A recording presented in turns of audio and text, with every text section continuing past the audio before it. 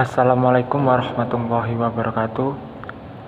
Saya ucapkan selamat siang, pagi, sore, ataupun malam untuk Bapak Muhammad Ja'far As-Shodiq, dan selamat pagi, siang, sore, ataupun malam kepada teman-teman.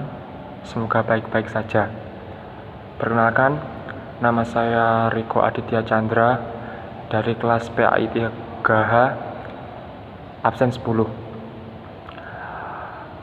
Pada kesempatan kali ini, saya membuat video presentasi untuk memenuhi tugas UAS ujian akhir semester mata kuliah pengembangan kurikulum tentang konsep pengembangan kurikulum.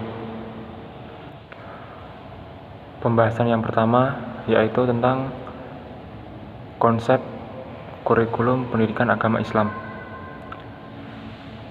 Secara etimologis, kurikulum berasal dari bahasa Yunani, yaitu kurir yang berarti pelari, dan kurore yang berarti berpacu. Sedangkan menurut Undang-Undang Nomor 20 Tahun 2003 tentang Pendidikan Nasional, Pasal 1 Ayat 9, kurikulum adalah seperangkat rencana-rencana dan pengaturan-pengaturan mengenai tujuan, isi, dan bahan pelajaran serta cara yang digunakan sebagai pedoman penyelenggara pembelajaran untuk mencapai tujuan pendidikan tertentu. Sedangkan pendidikan agama Islam merupakan usaha sadar dan terencana dalam menyiapkan peserta didik dalam meyakini, memahami, menghayati, dan mengamalkan ajaran Islam melalui kegiatan bimbingan, pengajaran, dan pelatihan.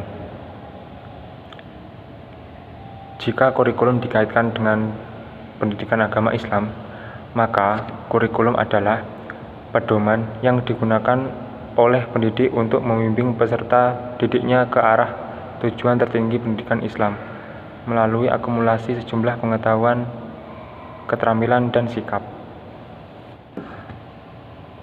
Selanjutnya, pembahasan yang kedua yaitu fungsi-fungsi kurikulum PAI. Terdapat beberapa fungsi kurikulum PAI. Yang pertama, fungsi pengembangan. Kurikulum PAI berupaya mengembangkan dan meningkatkan keimanan dan ketakwaan peserta didik kepada Allah Subhanahu wa Ta'ala yang telah ditanamkan dalam lingkungan keluarga. Yang kedua, fungsi penyaluran. Kurikulum PAI berfungsi untuk menyalurkan bakat-bakat khusus di bidang keagamaan agar bakat-bakat tersebut berkembang secara wajar dan optimal. Contoh bakat-bakat tersebut ialah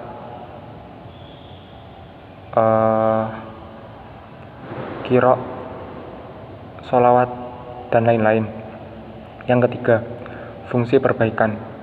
Kurikulum PAI berfungsi untuk memperbaiki kesalahan, kekurangan, kelemahan peserta didik terhadap keyakinan, pemahaman, dan pengamalan ajaran agama Islam dalam kehidupan sehari-hari, terutama dalam hal akidah dan ibadah. Yang keempat, fungsi pencegahan. Kurikulum PAI berfungsi untuk menangkal hal-hal negatif, baik berasal dari lingkungannya maupun berasal dari budaya luar yang dapat membahayakan dirinya. Contoh seperti pergaulan bebas, orang-orang yang bisa memengaruhinya menjadi orang yang buruk dan menyeleweng dari ajaran Islam. Yang kelima, fungsi penyesuaian. Kurikulum PAI berupaya menyesuaikan diri dengan lingkungan, baik lingkungan fisik maupun sosial, dan lambat laun dapat mengubah lingkungan sesuai dengan ajaran Islam. Dan yang terakhir, sumber nilai.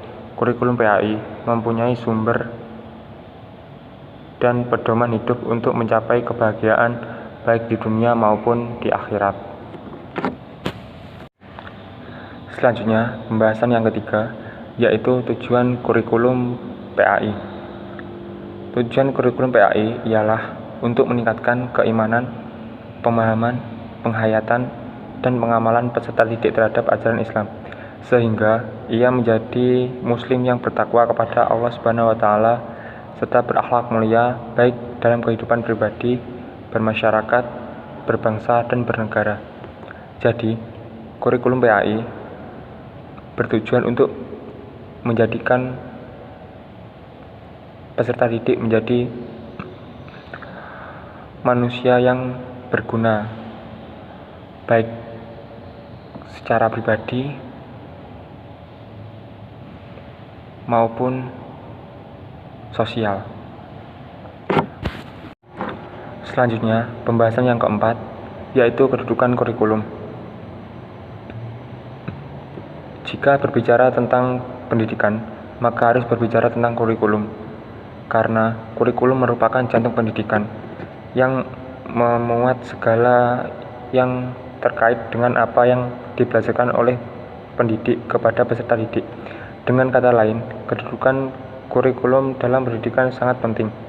Di antaranya, yang pertama, kurikulum merupakan suatu arah, pedoman atau rambu-rambu dalam pelaksanaan proses pembelajaran. Kurikulum mengarahkan segala bentuk aktivitas pendidikan demi tercapainya tujuan-tujuan pendidikan.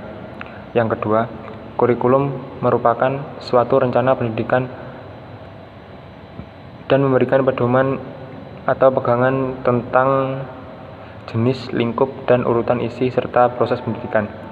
Dan yang terakhir, kurikulum merupakan suatu bidang studi yang ditekuni oleh para ahli atau spesialis kurikulum dengan menjadi sumber konsep-konsep atau memberikan landas-landas teoritis bagi pengembangan kurikulum sebagai lembaga pendidikan.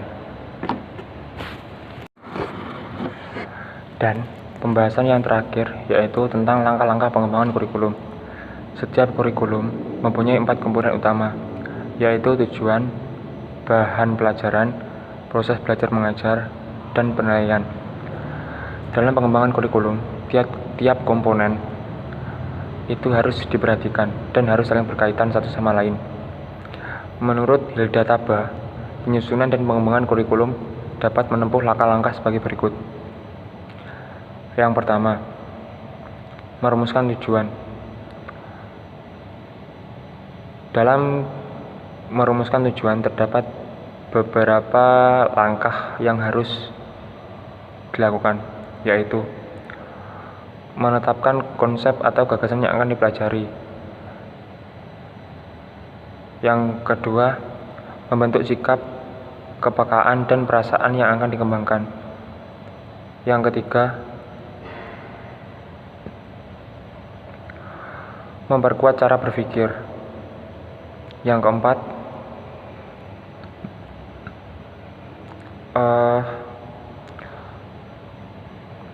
membentuk kebiasaan dan keterampilan yang akan dikuasai. Yang kelima, mengklarifikasi tujuan-tujuan tersebut. Dan yang keenam, merinci-rinci tujuan-tujuan tersebut. Dan yang terakhir, merumuskan tinjauan dalam bentuk yang spesifik. Yang kedua, yaitu menyeleksi pengalaman belajar. Dalam menyeleksi pengalaman belajar, terdapat beberapa langkah yang harus diikuti. Di antaranya, yang pertama,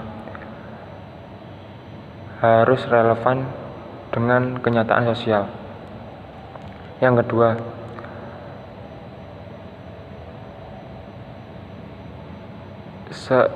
keseimbangan ruang lingkup dan kedalaman materinya.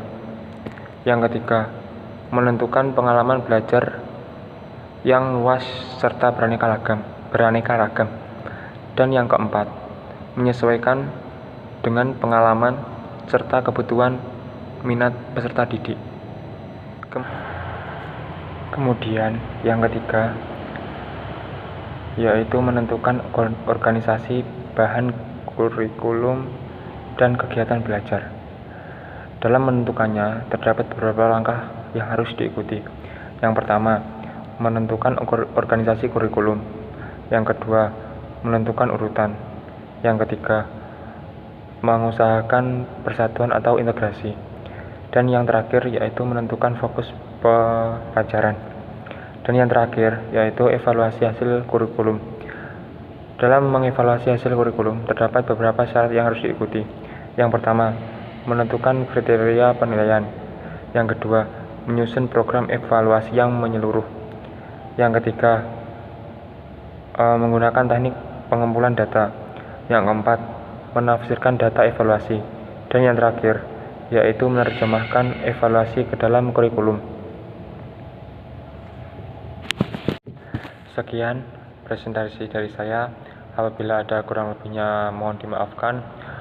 Wabillahi taufiq wal hidayah, ridho wal inayah. Assalamualaikum warahmatullahi wabarakatuh.